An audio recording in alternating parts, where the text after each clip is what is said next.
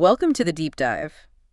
Today, we're embarking on something that feels less like a typical investigation and more like a kind of philosophical excavation. Philosophical archaeology, almost. Exactly, a deep dive into the human condition itself. We're tracking this really extraordinary intellectual and, I guess, personal journey, a search for wisdom that tries to bridge the gap between ancient thought and, well, modern necessity. It's a fascinating set of sources. What we're really tracing is a profound metamorphosis of understanding.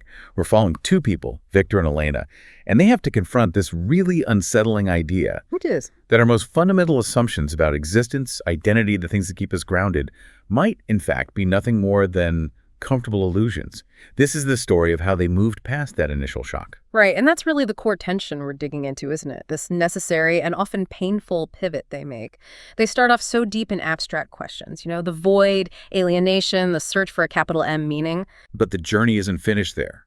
The source material shows us they don't get to the end until they translate all that theoretical anguish into something practical. Into applied wisdom, things like acceptance and lucidity. Their mission, and I think ours today, isn't really to find these neat final answers. It's about uncovering better questions. It's the ultimate shift, really, from philosophy as this sophisticated critique of the world to philosophy as a required skill for living in the world. They realize seeing things clearly is just the start. The real work is figuring out how to build a skillful life inside that clarity. Hashtag the geometry of solitude. The critique of conventional wisdom. Okay, so let's unpack where this all begins, and it's kind of paradoxically in a university classroom. We start with Viktor Lazarev, who is already just deeply cynical. He sees the whole structure of higher education as designed not to liberate the mind, but to domesticate it. That's a brutal starting point for a scholar, isn't it? It is. And it's such a crucial stance because it colors everything that comes next. For Viktor, the classroom isn't a place of enlightenment. He calls it merely a more sophisticated version of Plato's cave. And you have to really think about what that means. In Plato's cave, the prisoners are just watching shadows. They're mistaking appearances for reality. Exactly. And in Viktor's version, the students are watching lectures. They're mistaking the transcription of knowledge for genuine understanding. We see this so clearly when he's observing his classmates. They're all just dutifully taking notes on a lecture about Aristotelian virtue ethics. Now, for you, the listener, who might not have that fresh in your mind, this is foundational stuff. It's all about finding the golden mean to achieve eudaimonia or human flourishing. Right. It's all about practical reason guiding your actions. But what Viktor sees is this blueprint for a flourishing life being reduced to just mechanical transcription. They're mapping it out like an academic exercise, not a lived one. Yes. They're mastering the definition of the golden mean without developing any of the wisdom needed to actually find it in a real-life situation. It really gets at the core problem of how we transmit knowledge, right? You can memorize Aristotle's entire ethics, but if you just treat it like data entry, you haven't engaged with virtue at all. You have the map, but you have no desire to actually walk the path. It's the ritual of learning completely overriding the substance of critical thinking. It's this performance of academic competence, and it's masking a total philosophical vacuum. And he sees himself as a kind of anthropologist in this setting, just studying a foreign tribe and their rituals. And it's in that moment of total detachment that he spots Elena Konstantinova. Yeah. Everyone else is writing things down verbatim. Her notebook, though, is just a battlefield. Violent strokes, crossed out paragraphs, fierce little arguments with the material. And their connection is just immediate. It's sparked when Viktor takes the allegory a step further. He goes up to her and asks the question that just detonates everything. What if the cave goes all the way down? It's such a powerful question. It's not just skepticism. It's a radical inversion of Plato. Plato gives you hope, right? The cave is bad, but there's a sunlit world of forms you can get to. But Viktor just removes the exit. He questions the whole idea that there's a true external reality outside the one we're in. And Elena's response is so sharp, so immediate, it defines their whole partnership. If the cave goes all the way down, she says, then we are all prisoners arguing about the quality of shadows. But she goes even further. She attacks the whole idea of a philosophical savior. The philosopher king, she says, is just the prisoner who has learned to see the chains more clearly. And that is a profound intellectual displacement. The reward for all your painful insight isn't freedom. It's just a more agonizing awareness of your confinement. You just become the most miserable person in the cave. You can't enjoy the shadow show anymore, but you still can't get out. Right. And their collaboration starts right there on that shared realization that the comfortable world of conventional wisdom, maybe it never even existed in the first place. This just accelerates their journey straight into the abyss, straight into nihilism. And Elaine is the one who brings in the despair of Kafka, specifically metamorphosis. She argues, transformation is not a metaphor for the human condition. It is the human condition. And she doesn't mean personal growth like we talk about it today. She's talking about instability, exposure. Gregor Samsa wakes up as a giant insect. All his attempts to justify himself, to explain, they're all futile. So for her, that's just our reality. We just manage to pretend there's continuity and purpose. Her conclusion is just devastating. We are all insects scurrying around, pretending our activities have significance. The rational mind has stripped away every layer of meaning, and all that's left is this arbitrary, meaningless activity. But this is where Viktor, who started as the critic, starts to push back a little. He can accept the logic that life is meaningless, but he can't get past the pretense. Why is seeking meaning so necessary for us? Why do we need it even when our brains tell us it's futile? It's a great point of friction. Viktor is struggling with the emotional need for purpose, even as he's denying the metaphysical basis for it. And this is when Elena connects their little debate to the bigger picture of existentialism. She brings up Nietzsche. Ah, yes. She reminds him of Nietzsche's line, "Man would rather will nothingness than not will at all." The existential vacuum isn't just an absence of meaning, it's an absence of will. And the human mind just can't tolerate that. We can't tolerate total inertia. Exactly. If we can't find something real to will, we'll impose our will on the void itself, even if it means absurdity or destruction. The quest for meaning is urgent because the alternative is psychologically unbearable. It's this abyss that, as they see it, most people just manage to avoid by focusing on comfort or routine. But they're the ones standing right on the edge looking down, and this friction between them leads them to a really surprising place. A discussion about Robert Frost's A Road Not Taken. It's the perfect cultural touchstone for this. It really is. Viktor brings it up, and he has the classic high school interpretation. It's this great myth of individual choice, celebrating the hero who takes the unique path, and that has made all the difference. The anthem of self-determination.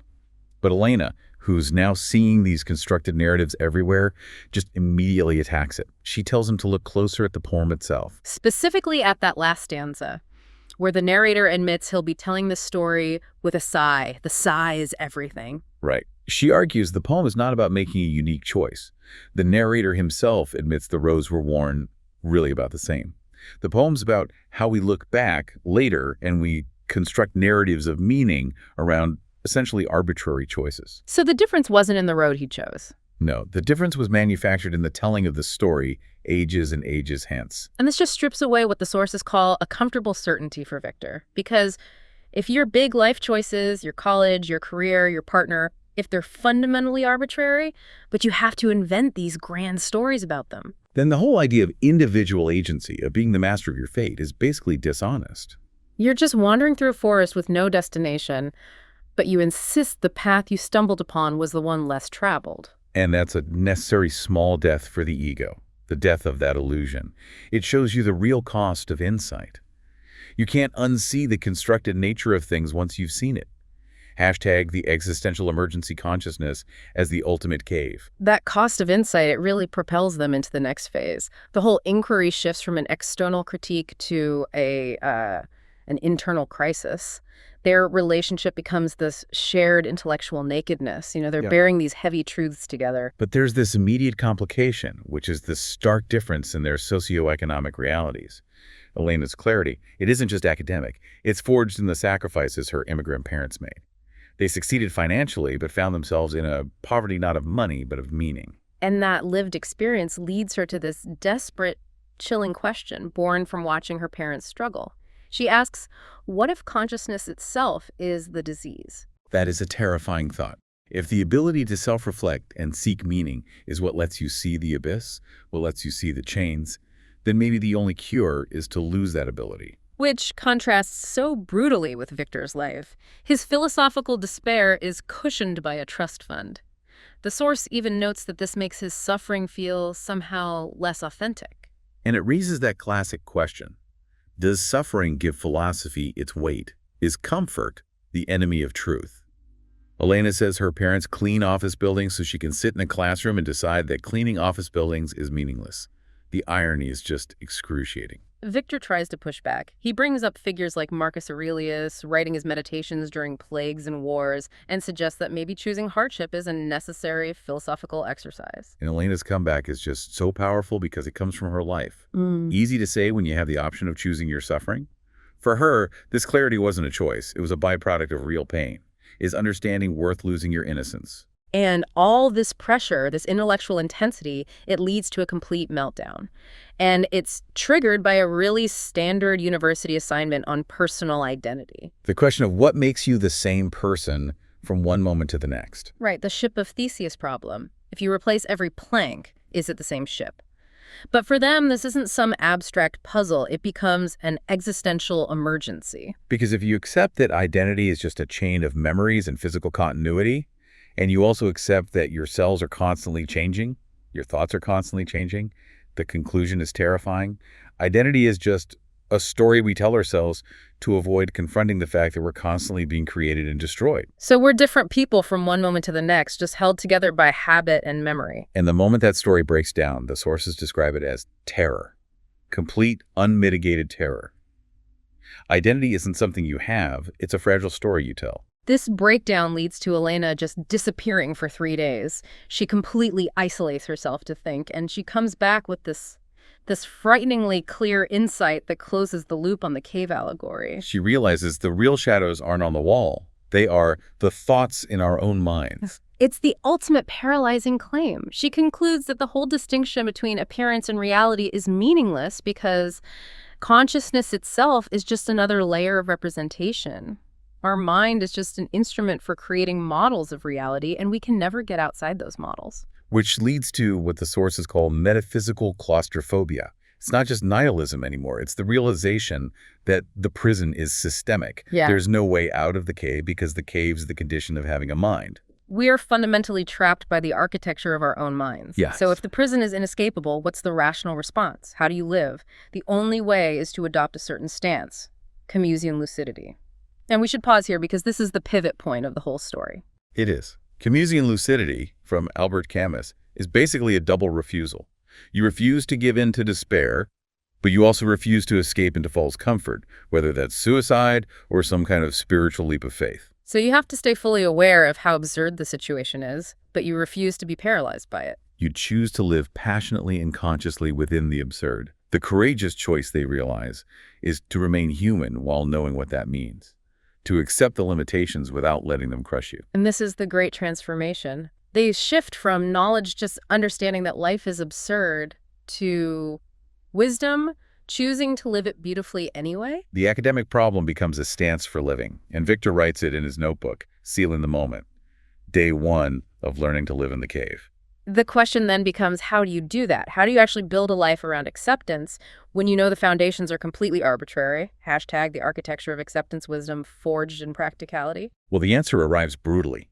6 months after this huge intellectual breakthrough, the theory gets tested by a real-world emergency. Victor's father has a severe stroke. And suddenly all his abstract theorizing is just slammed up against the vulnerability of his father's body. He had just finished his thesis on the problem of authentic existence, arguing for this, intellectual mastery over physical limits. It was clean, abstract, perfectly articulated, and completely useless. He had written that the body is an unreliable narrator. But sitting there in the hospital watching this once commanding man struggle to remember the name for a fork, he realized his philosophical ideas felt actively harmful. We should dig into that phrase, actively harmful. How can abstract philosophy be harmful?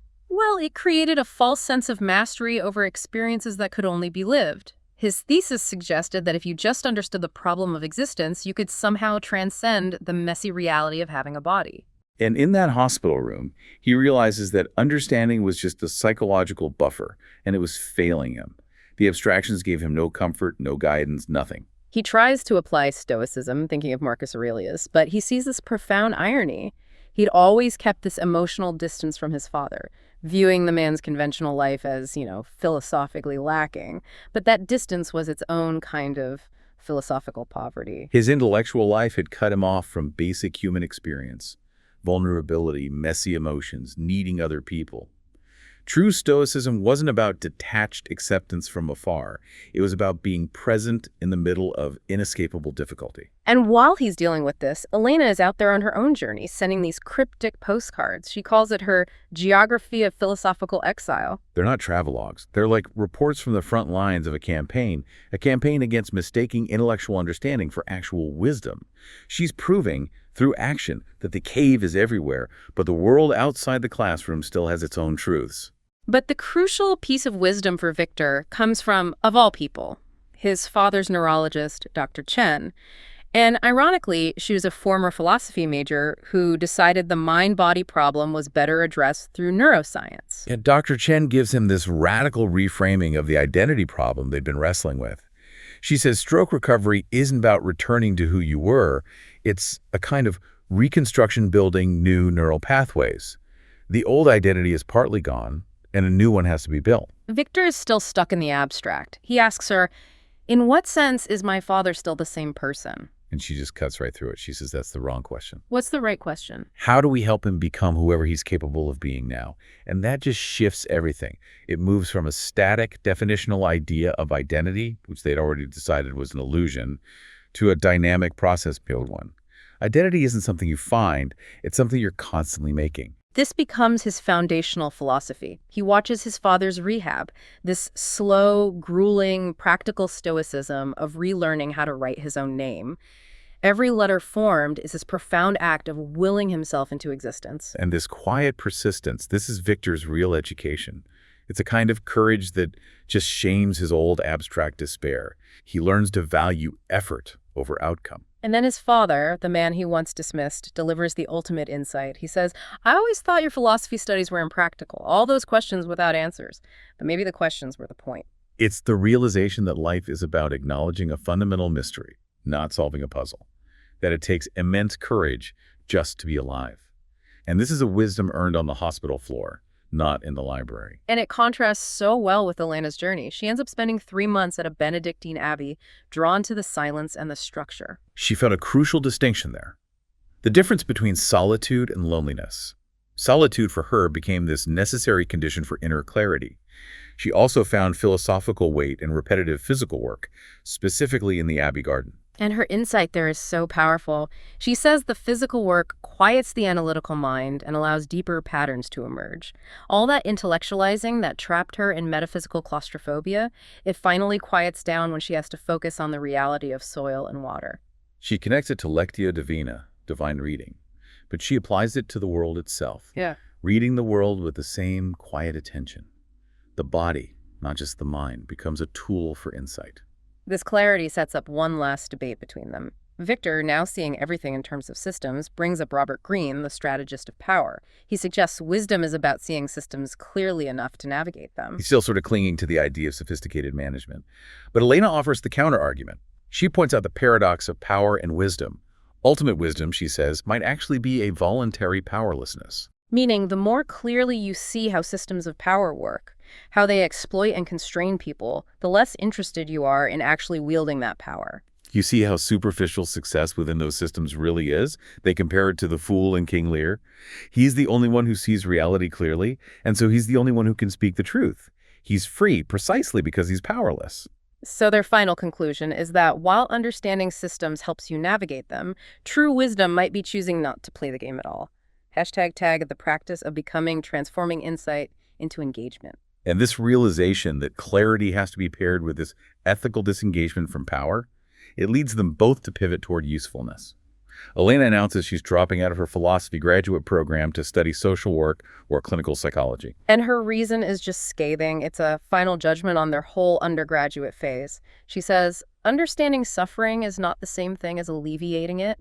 Knowledge without compassionate action is just sophisticated entertainment. That phrase, sophisticated entertainment, it's brutal. It implies their whole philosophical project was just self-serving, a fascinating game for privileged minds, totally detached from human need. It confirms that the pursuit of truth, if you divorce it from action, is just a spectator sport.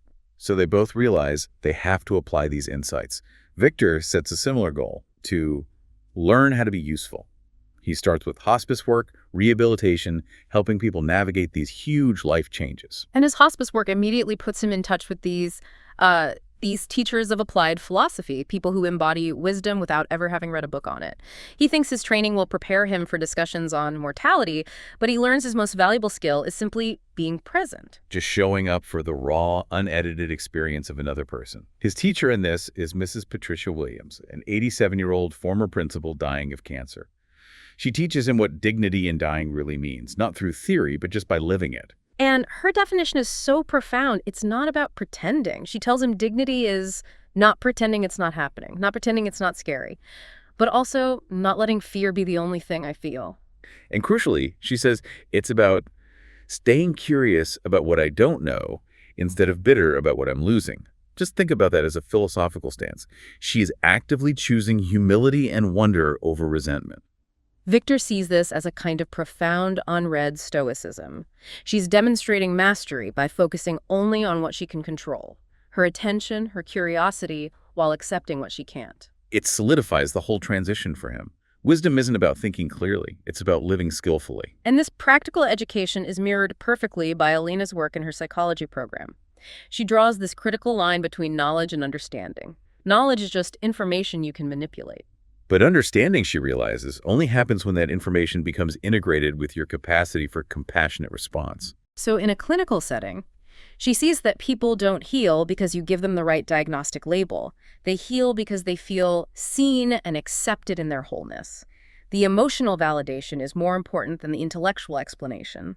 And this ties right back to Nietzsche's idea of becoming who you are.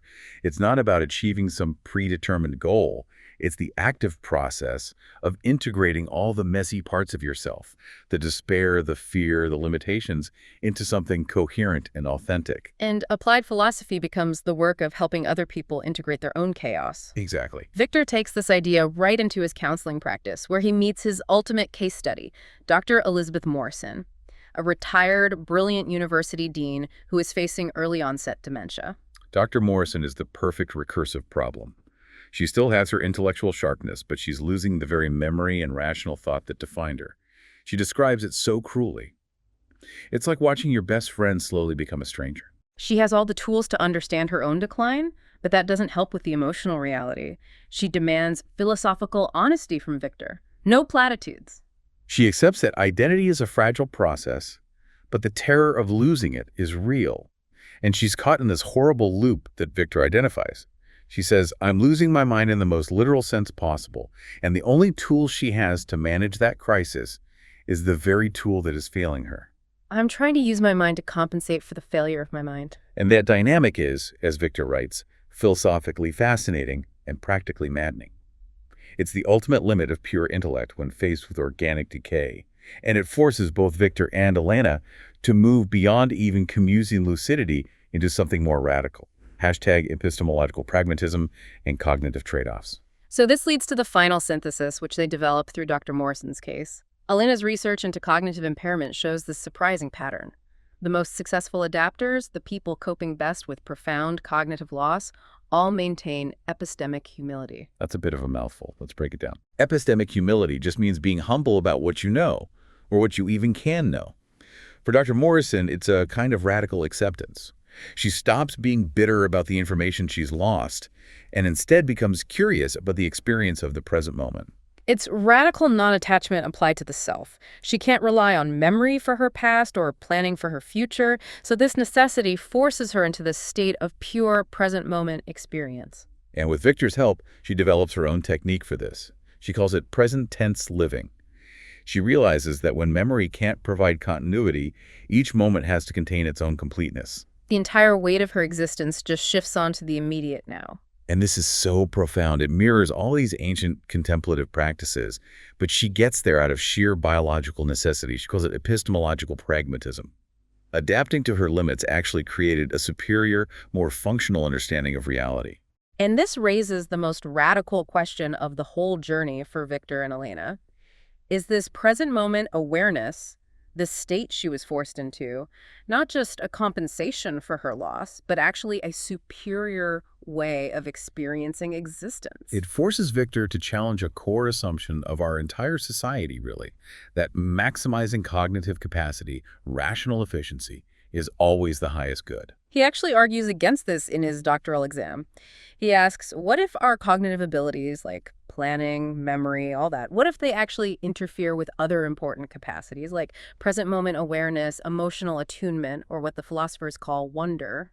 This is the idea of cognitive trade-offs. We just assume a more powerful mind is always better.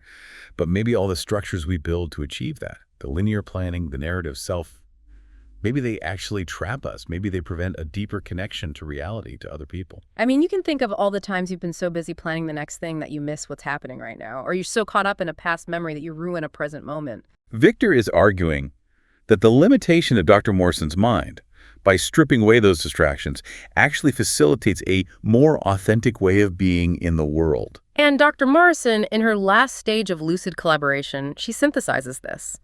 She says, acceptance and hope aren't opposites, they're complementary. Accepting the cognitive change, losing her old self, has actually freed me to hope for things I couldn't have imagined. Which leads to this perfect little anecdote that captures everything. She spends 3 hours building a fairy house with a child. This hyper-rational former dean, who used to manage huge budgets, finds profound fulfillment in building a tiny house out of moss and twigs. That one small act just encapsulates their whole journey. Wisdom isn't about maximizing your cognitive output. It's about optimizing human flourishing, whatever your circumstances happen to be. And they conclude that the most important philosophical work happens in relationship. Therapy, counseling, that becomes a form of applied wisdom. The goal isn't to solve abstract problems anymore. It's to help people become their own philosophers, to find meaning and skillful living within the messy, arbitrary limits of their own lives. Hashtag tag outro. So the metamorphosis is complete. The journey moves from philosophy as this abstract, detached analysis, critiquing the cave with Nietzsche and Kafka, to realizing philosophy as a practical, necessary skill, something you develop through compassionate engagement with fundamental human needs. Facing death, coping with vulnerability, navigating cognitive decline. Exactly. Wisdom, they finally conclude, isn't some abstract achievement or arriving at a final answer. It is the capacity to engage with life's fundamental challenges in ways that promote growth rather than just comfort. It's a constant active practice. And Victor learned that freedom, that sense of meaning, it comes from realizing that the point of any journey, much like that road Robert Frost wrote about, it emerges not from the destination, but from the quality of attention brought to walking it. Meaning is found in the care you apply to the process, not the outcome. And we saw that sometimes these profound insights are actually forced on us by limitation. They generate what Dr. Morrison called epistemological pragmatism, a superior way of being born of necessity. Which really forces us to question our own reliance on our mental tools. We lean so heavily on our memory, our planning, our rational mind to define who we are and manage our lives. And that leaves us with a final, provocative question for you. If cognitive limitation can sometimes facilitate these profound insights into acceptance and the present moment, what adaptive philosophical framework, what superior way of experiencing your own existence are you neglecting because you are too reliant on your current intellectual capacity? What clarity could you gain by practicing a radical form of epistemic humility right now?